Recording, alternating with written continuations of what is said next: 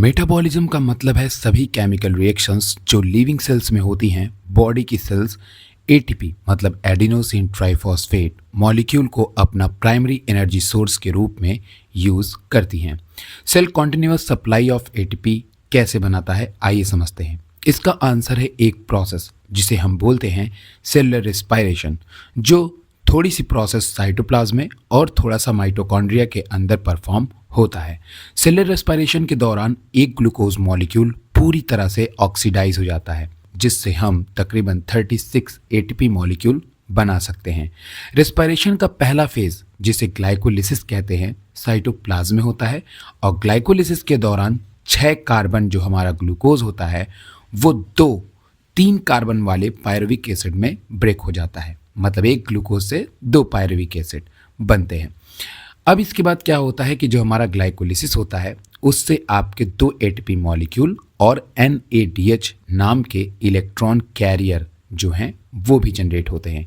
याद रखिएगा, यहाँ इलेक्ट्रॉन कैरियर के रूप में जब भी मैं बात करूँ तो NADH के बारे में बात कर रहा हूँ, ये समझिएगा। पायरुविक एसिड 2 पॉसिबल पाथवे में मोटाबोलाइज हो सकते हैं। ये डिपेंड करता है कि हमारे सेल्स के अंदर ऑक्सीजन प्रेजेंट है या फिर नहीं। अगर ऑक्सीजन एब्सेंट होता है तो पायरुविक एसिड फर्मेंटेशन से गुजरता है, और अगर ऑक्सीजन प्रेजेंट हो तो आपका पायरुविक एसिड सेलुलर रेस्पिरेशन के थ्रू मेटाबोलाइज होता है, जो बहुत ज़्यादा एनर्जी प्रोड्यूस करता है। मतलब एरोबिक है तो मोर एनर्जी, एनारोबिक है तो लेस एनर्जी। मसल सेल्स के मेटाबॉलिज्म को कंसीडर करो। जब रेस्ट या लाइट एक्सरसाइज हो तो ऑक्सीजन प्लेंटीफुल हो जाता है, तब पायरुविक एसिड क्रेब साइकिल में एंटर करता है। मतलब ऑक्सीजन बॉडी में अवेलेबल रहती है और सेलुलर रेस्पिरेशन होता है, क्रेब साइकिल चलती है और ढेर सारी एनर्जी बन सकती है। लेकिन जब हम हैवी एक्सरसाइज करते हैं तो लंग्स और सर्कुलेटरी सिस्टम ऑक्सीजन को उतनी तेजी से मसल्स तक नहीं सप्लाई कर पाते और जो मसल सेल्स में ऑक्सीजन की कमी हो जाती है। ऑक्सीजन की कमी एनर्जी मेटाबॉलिज्म को एनएरोबिक पाथवे की तरफ शिफ्ट कर देती है। मसल सेल्स में फर्मेंटेशन से लैक्टेट बनता है। कुछ ऑर्गेनिज्म में फर्मेंटेशन से एथेनॉल और कार्बन डाइऑक्साइड भी देखने को मिलती है। लेकिन ग्लाइकोलिसिस से बने 2 एटीपी के अलावा और कोई भी एटीपी प्रोड्यूस नहीं होती है विदाउट ऑक्सीजन। ऑक्सीजन की प्रेजेंस में क्या होता है? ऑक्सीजन की प्रेजेंस में पायरुविक एसिड सेलुलर रेस्पिरेशन से मेटाबोलाइज होते हैं। इट मीन्स क्रेब साइकिल चलती है जो बहुत ज़्यादा एनर्जी प्रोड्यूस करती है। कैसे होता है, आइए समझते हैं। पायरुविक एसिड माइटोकॉन्ड्रियल मैट्रिक्स में ट्रांसपोर्ट होता है, जहाँ पे डिकार्बोक्सिलेटेड मतलब यहाँ पे जो आपका पायरुविक एसिड होता है वो एक कार्बन डाइऑक्साइड को रिलीज कर देता है। पायरुविक एसिड 3 कार्बन का होता है और एक कार्बन डाइऑक्साइड में जब एक कार्बन रिलीज कर देता है, अब ये 2 कार्बन का बचता है और इसी 2 कार्बन में जब आपका कोएंजाइम ए जुड़ता है तो बन जाता है एसिटिल कोएंजाइम ए। और यहाँ पर इस प्रोसेस में जो NADH इलेक्ट्रॉन कैरियर है वो भी प्रोड्यूस होता है। साथ में यहाँ पे आपको और भी चीज़ें देखने को मिलती हैं। इसी को हम लोग जनरली क्रेब साइकिल कहते हैं। अब आइए क्रेब साइकिल में अंदर डिटेल में बात करते हैं। क्रेब साइकिल में ग्लूकोज से बचे हुए जो कार्बन एटम होते हैं कार्बन डाइऑक्साइड के मॉलिक्यूल में इनकॉर्पोरेट हो जाते हैं। ये प्रोसेस 2 एटीपी मॉलिक्यूल और इलेक्ट्रॉन कैरियर जिसे हम NADH कहते हैं कि एक सीरीज प्रोड्यूस करता है। इलेक्ट्रॉन कैरियर इसेंशियली ग्लूकोज से एनर्जी को सेलुलर रेस्पिरेशन के अगले फेज तक ट्रांसपोर्ट करते हैं। इलेक्ट्रॉन कैरियर मतलब NADH अपने इलेक्ट्रॉन को, जो क्रेब साइकिल में हमने NADH बनाया है, वो अपने इलेक्ट्रॉन को इनर माइटोकॉन्ड्रियल मेम्ब्रेन के अंदर मौजूद कॉम्प्लेक्सेस की एक सीरीज को डोनेट कर देता है। मतलब NADH के पास होता है इलेक्ट्रॉन जिसे वो इन कॉम्प्लेक्सेस को डोनेट कर देता है। ये कॉम्प्लेक्स, जिसे इलेक्ट्रॉन ट्रांसपोर्ट चेन कहा जाता है, इलेक्ट्रॉन कैरियर से मिली एनर्जी का यूज प्रोटॉन को अंदर लाने के लिए, मतलब स्पेस के अंदर लाने के लिए यूज में लाते हैं, जिससे मेम्ब्रेन के अंदर प्रोटॉन का ग्रेडियंट बढ़ जाता है।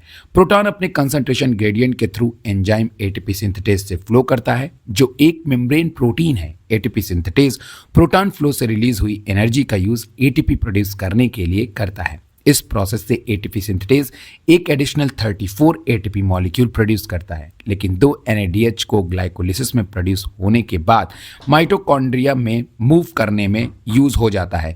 इस तरह एक ग्लूकोज मॉलिक्यूल से नेट एटीपी जो हमें मिलता है वो मिलता है 36 तक पहुंच जाती है। चलो क्रेब साइकिल और इलेक्ट्रॉन ट्रांसपोर्ट चेन को और डिटेल में समझते हैं।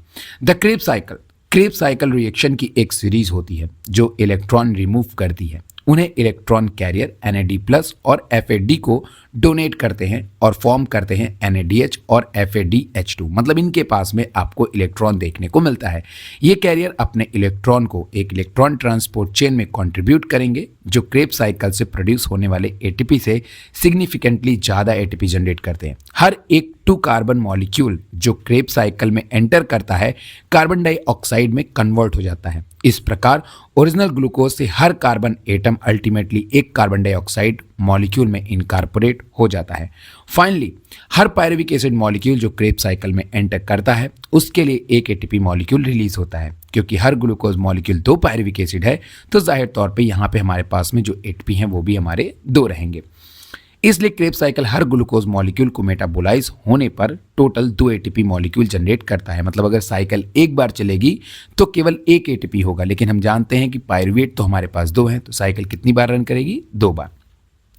अब यहाँ पे जो मिली हुई NADH है वो जाती है इलेक्ट्रॉन ट्रांसपोर्ट चेन में, और electron transport chain and ATP synthetase electron transport chain और enzyme ATP synthetase cellular respiration के फाइनल फेज इलेक्ट्रॉन ट्रांसपोर्ट में पार्टिसिपेट करता है। अर्लियर फेज में एनर्जिक इलेक्ट्रॉन को electron carrier NADH and FADH2 के फॉर्म में प्रोवाइड किया जाता है। यहाँ आप NADH द्वारा डोनेट किए गए इलेक्ट्रॉन का फेथ फ्लो करते हुए देख सकते हैं। इलेक्ट्रॉन चेन में फर्स्ट कैरियर को पास किया जाता है और फिर चेन में नीचे मूव करता है जिससे उनकी एनर्जी लूज होती है। इस एनर्जी का यूज प्रोटॉन को मेम्ब्रेन के अक्रॉस इंटर मेम्ब्रेन स्पेस में पंप करने के लिए किया जाता है।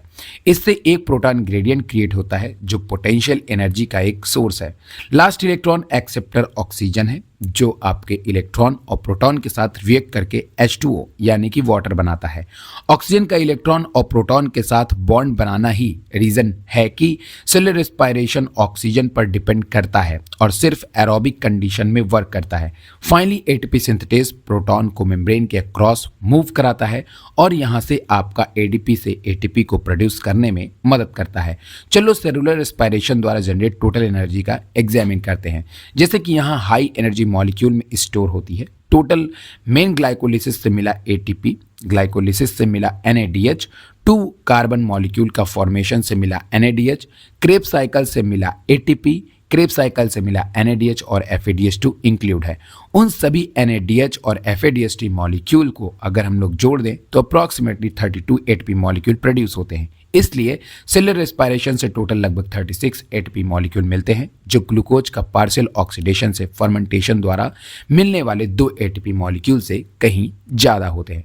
होपफुली आपको ये वीडियो समझ वीडियो को लाइक करिएगा, चैनल को सब्सक्राइब करिएगा। मिलते हैं तब तक के लिए, बाय बाय।